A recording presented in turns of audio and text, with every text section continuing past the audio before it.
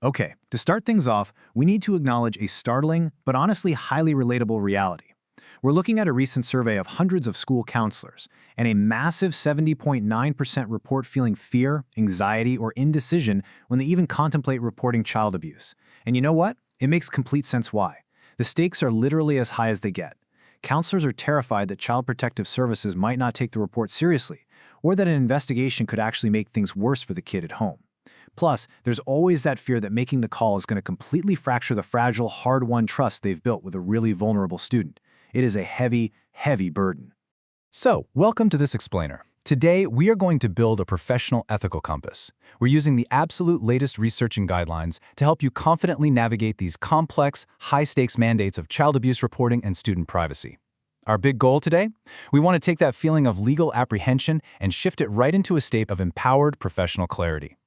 Here's our roadmap for the explainer today. We're covering the absolute duty, spotting the hidden signs, the pandemic's hidden toll, navigating student confidentiality, and finally, serious and foreseeable harm. Let's dive right into Section 1, the absolute duty. We've got to establish the undeniable legal framework that is going to serve as our true North Star. Listen, the absolutely crucial point here is that federal law mandates reporting based purely on reasonable suspicion. You don't have to be a detective, and you certainly do not need a signed confession. You have to empower yourself to act even when you don't have hard proof. The law completely recognizes that absolute certainty just isn't required. Suspicion alone is enough to trigger your duty. If your professional intuition and your day-to-day observations give you a rational basis to suspect maltreatment, boom, your legal obligation is triggered. As a mandated reporter, your duty is crystal clear, and more importantly, it's legally protected. You have an absolute non-discretionary obligation to report this to the proper authorities. You can't let a principal or an administrator talk you out of it or agree to just handle it internally. And here is the built-in safety net for you. Good faith reporting is legally assumed. What that means is, as long as you're reporting based on a genuine concern for that student's well-being, you are granted immunity from civil and criminal liability. Even if an investigation happens and finds absolutely no abuse, your good faith action shields you. You're completely protected while you advocate for a student's safety. Oh, and keep in mind, there is no statute of limitations on your reporting obligations. Moving on to Section 2, spotting the hidden signs. Now that we have that legal foundation locked in, let's explore how to identify the really subtle, often obscured red flags of abuse.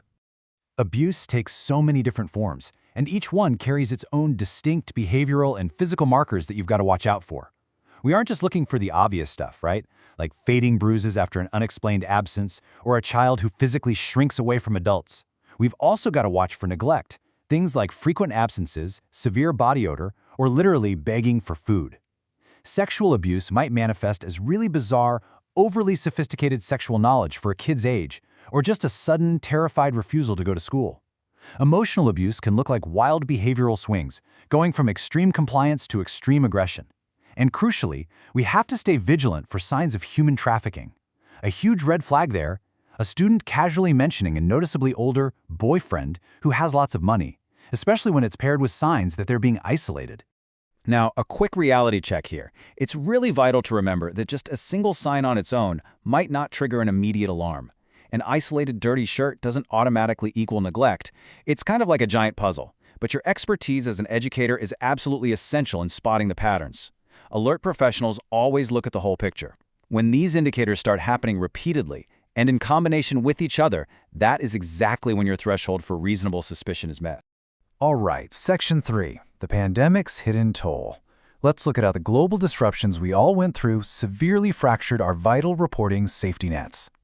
The sheer scale of this drop is honestly terrifying.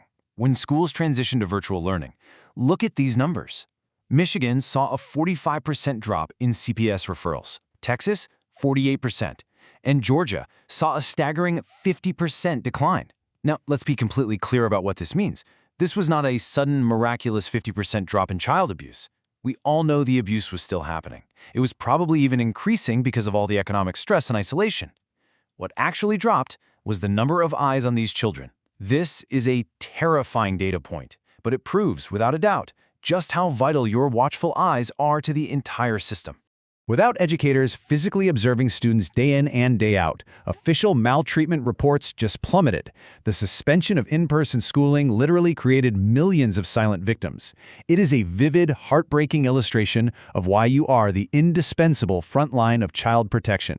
You are the primary defense. You're the one noticing the fading bruises, the changes in demeanor, the signs of hunger, all the things that simply cannot be seen through a tiny square on a computer screen. Okay, let's head into Section 4, Navigating Student Confidentiality. It's time to wade into the gray areas of our ethical compass. As a professional, you've got to distinguish between the idealized myth of guaranteed confidentiality, which is a myth even a lot of adults fall for in private therapy, and the school-based reality of informed consent. Absolute secrecy is just an impossible standard in a school setting. It doesn't exist. Instead, you operate on informed consent. This means you have a totally transparent process where you disclose the limits of confidentiality before the counseling even begins. Students need to know right up front, using language they actually understand, that while you want to keep their secrets, your ultimate #1 job is to keep them safe. If someone is hurting them, or if they plan to hurt themselves, you are going to have to get help. Now, this gets even trickier when you're organizing small groups, right? You have to follow some very specific steps to ethically explain these privacy limits. First, disclose the goals and the rules right out of the gate. Second, explain the limits of confidentiality really clearly. Third, and honestly this might be the most important one, you must communicate that absolute peer confidentiality cannot be guaranteed. You can promise to keep a secret, sure, but you absolutely cannot promise that the 7th grader sitting next to them won't repeat the whole shebang in the cafeteria 10 minutes later.